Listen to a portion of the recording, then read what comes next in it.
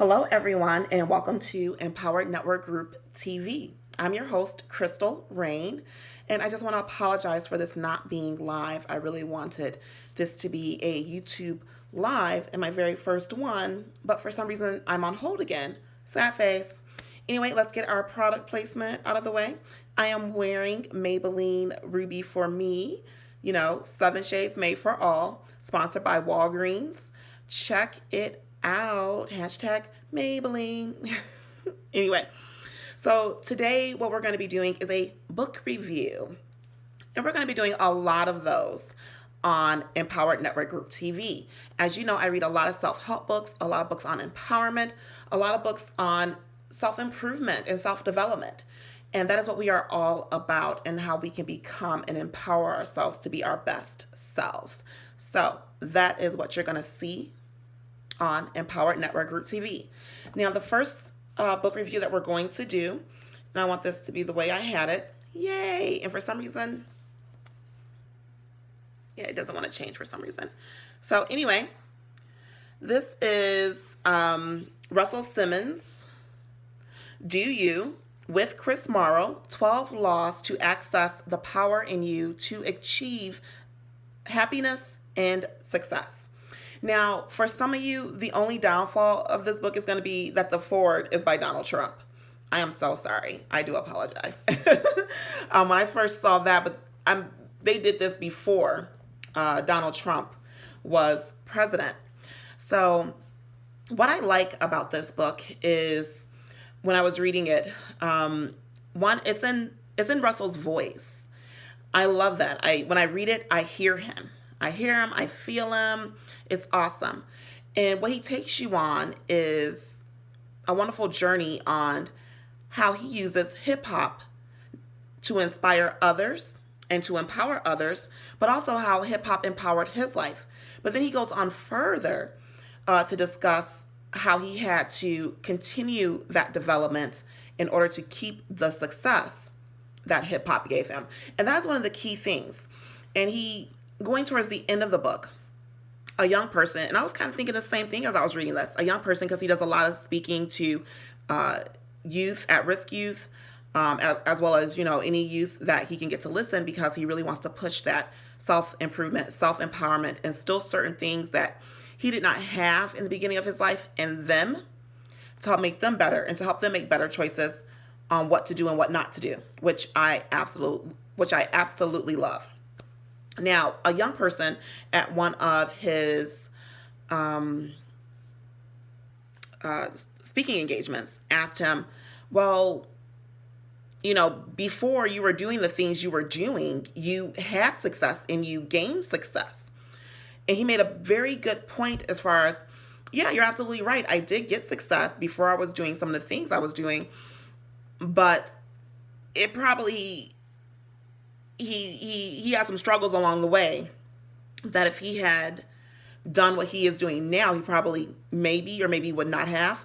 But remember, struggles kind of help you along the way if you're able to deal with them, handle them, and you have others around you who are, again, like-minded, pushing and driving towards the same thing so that you can always refocus.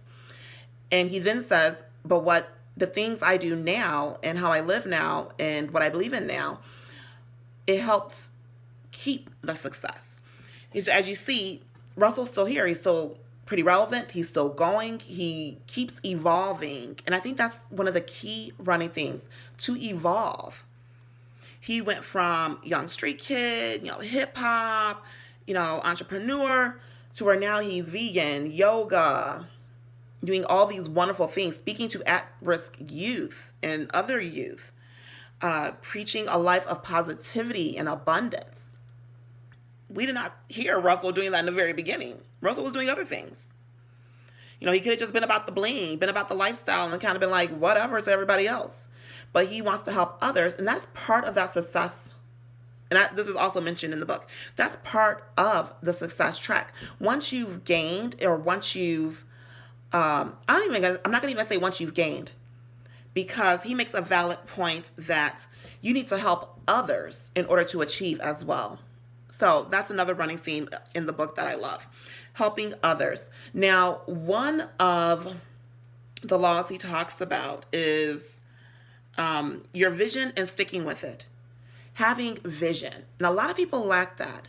You would think more people would have a better vision today than the people of yesterday.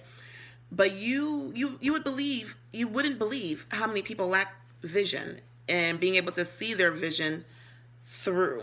A lot of people get an idea and they think, okay, boom, this is the idea, this is the way it's supposed to be, and it's gonna just bang. And when that doesn't happen, a lot of people just, oh, it's not gonna work, so I'm just gonna like give up. Instead of just keeping that vision going, okay, I failed, but what can I learn from failing? How can I improve the vision? How can I make the vision bigger? When I had the vision for Empower Network Group, it was just to be networking.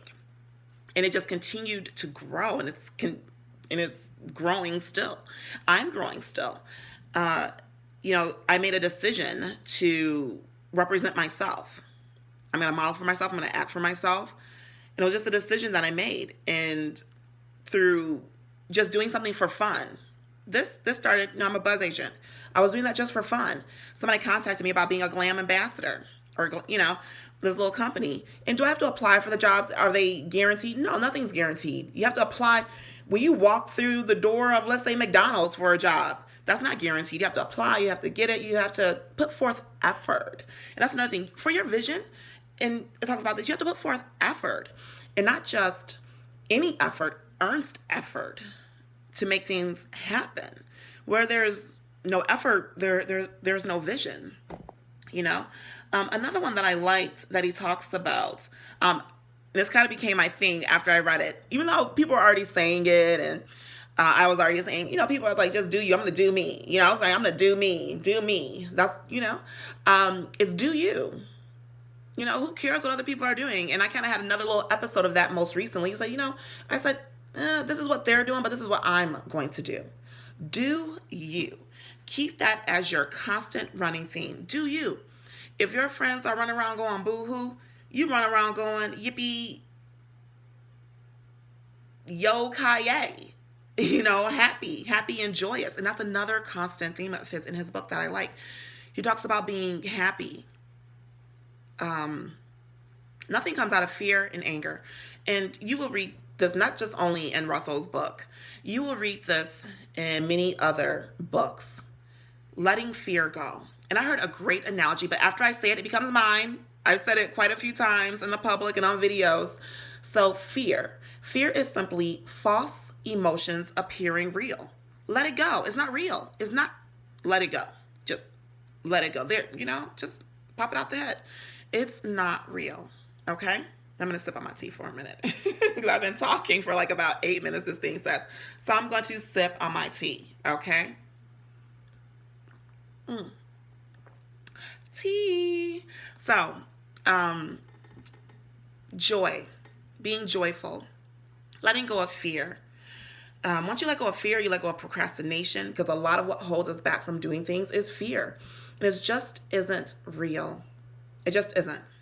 The saying is true. There's nothing to fear but fear itself. Fear can make you like absolutely stagnant. I've heard there are people that I know that are so fearful that they're not really living. They think they're living, but they're not living. Because if you're so fearful that you're scared to you're scared to do anything,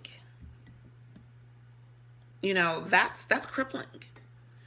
I was listening, and part of this, I'll make that part of something else. I'll make that part of something else. Let's keep going. So another thing that I love about this book, I'm going to make this bigger so I can see. I don't know why this is. There we go. Sometimes it's you. And that's another thing. Sometimes it's you. Sometimes it's you. Sometimes it's not the other person. Sometimes it's not the other people. It's you. What are you going to do? Who are you going to listen to? When are you going to get it together or start living, start doing whatever it is you really want to do? Side note, when I was ride sharing, I had this gentleman who was originally from New York. I'm not sorry. He was originally from, Detroit. He was originally from Detroit, but he's living in Atlanta. And I was talking to him, and kind of seemed like he almost didn't want to talk to me. Uh, but I'm not sure if it was what I was listening to or he had asked me a question anyway, but we had this great conversation. And I think I brought up mindset. And he was like, you are the first person here, or, he was basically here in the D. This is, where I'm at in Michigan. He goes here, and if this isn't you, it's not about you. But he just noticed that amongst his friends, there was a different mentality. His friends in Detroit versus his friends in Atlanta. He would hear his friends here saying, oh, I wish I could do this, or da-da-da-da, oh, I wish I was making this and doing this and all this stuff. And he's just looking at them like, what are you talking about? I know like 5 guys back in Atlanta who they're doing just what you're doing or what you want to do. They're doing just what you want to do. So why can't you do it? And it's like, oh, but this, that. He goes, no, that's not real, because they have some of the same. And they're doing it. They're making that money. They're doing whatever entrepreneurial thing you want to do. They're doing that. And he just says, but they couldn't get past the thought of like just doing it, or that it was actual, that it was real almost. And I find that scary, and I'm not sure if it's that they're fearful or lack of self-esteem, lack of knowing that you can make things happen. I got to keep track of my time here. So we're going to move on. So always do you. If there's something you want to do, who cares if you go against the crowd? Go against the grain. Do it. If you know you want to be living somewhere in 5 years, make it happen. It may mean you may have to cut some people out. It may mean you have to cut some activities out. It may mean you have to make some changes. And then how are you going to make those changes, and how are you going to stick to those changes? And he says what's great is he's not giving advice, Russell, in this book. He says, this is what worked for me. And then he's giving you some keys to find what could work for you. Now, another one is never less than your best, which you kind of already hinted on with saying, if you're going to do something, do it. Put all your best effort, everything into it. Surround yourself with the right people. And one of the things that people, he started surrounding himself with people different than his thoughts, his mentality. And that's most likely why